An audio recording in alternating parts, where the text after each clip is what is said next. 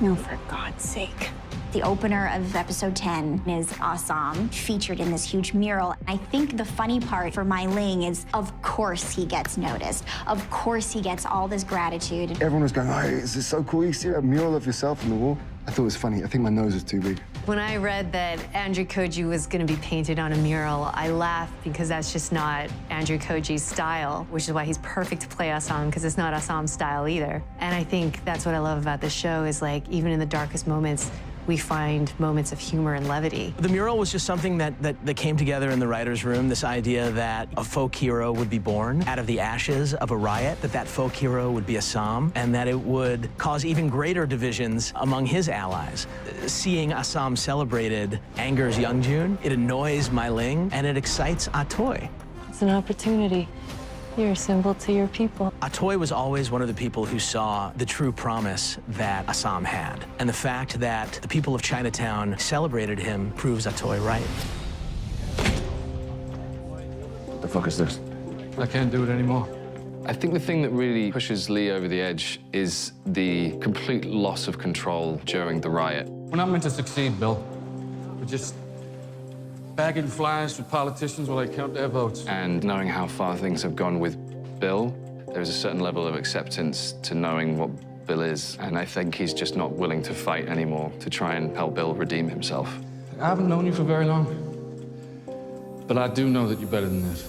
When Lee resigns, Bill is devastated. He's not just losing a friend, he's not just losing a professional asset, he also feels responsible. So Lee leaving Bill it's the last straw. We can't afford to be fighting amongst each other. You mean you can't afford it? I just don't want to be at war with my own brother anymore. What? What brother? That was such a fun scene. There's so much tension when that bomb drops. What the hell was that? A last resort. When Leon kind of gives her hell about, like, well, you could have warned me. It's true, it's like, I had no idea I was gonna do that. It just so happened that he's pushing, and he keeps pushing back Youngjun, and so I'm just gonna put him in his place. Mai Ling aside, she's just got one more card to play, which is to separate Assam and Youngjun. Here's what I think. I think you've been lying to me since the day you got here. To find out that Assam is the sibling of her most hated rival is something that really sends him for a tailspin. You didn't throw that tournament. I know what I saw. We've been through too much for me to believe you have any loyalty to her. There are certain things that don't add up, but when he does the math, he realizes that he is loyal. His actions do not speak of someone who has been double-crossing. That being said, there's enough distrust that, although I forgive him, there's still lingering doubt. But when the time comes, and it's her or me, are you gonna make the right choice? Mrs. Blake, I'm so sorry for your loss. What happened was just awful. You don't actually know what happened. Nobody does, except me. I'm talking about an exclusive. When Penny went and sold the story, she thinks she's cleared Jacob's name. When she finds out that the reporter had been bought, she's so pissed off. You bastard! So you're buying reporters now? The final straw is when she touches him in such a violent way. He calculates what he needs to do, and he does it. When Buckley picks up that letter opener, everyone should be sure he's going to attack Penny, but he wants her out of the way, and he finds a way to punish her for going up against him. So I read that, and I was like, what? Like, are you, what? Help! She stabbed me! Come along with us. She stabbed me! He stabbed himself! In that era, a man with one word could have a woman committed. This means so much to her that she can come across like she's losing it. So that when she's committed, everyone's like, oh yeah, that makes sense. And now the question is she going to be able to sort of emerge from this more powerful, or is she going to emerge from this deranged? What happens now? I'm thinking I'm gonna kick your Irish ass in front of all your buddies here.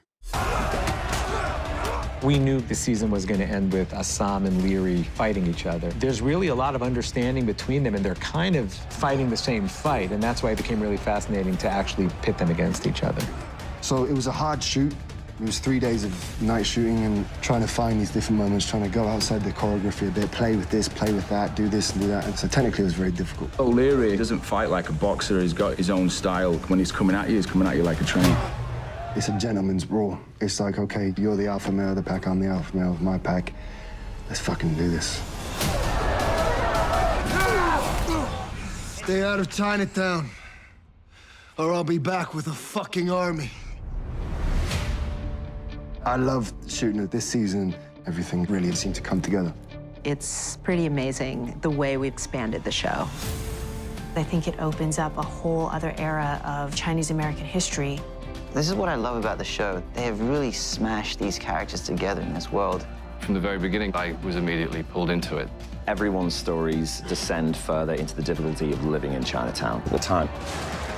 I think the resiliency was what was amazing about the Chinese community in San Francisco at this time. With all of the riots, with all the anger towards them, they bounced back and they rebuilt. Feels authentic to our time and the issues that we're still wrestling with. When you're telling an immigration story, it's always going to be about the family you have and the family you find. It's very much Bruce Lee's story, coming together. Everybody did amazing, passionate about the show, and really loved their characters. Mai Ling was such a fun character to play, just her trying to stand her ground as a woman in power. It's a really beautiful, well-made show full of passion, made by passionate people. It's exciting, different, and I think the way we wrote it and the way it was shot came out really beautifully. I'm not going to say I was blown away by it. To see it all together like that, phenomenal. I felt like this season paid tribute to the legend that Bruce Lee became in the way which feels organic to the story. It was amazing.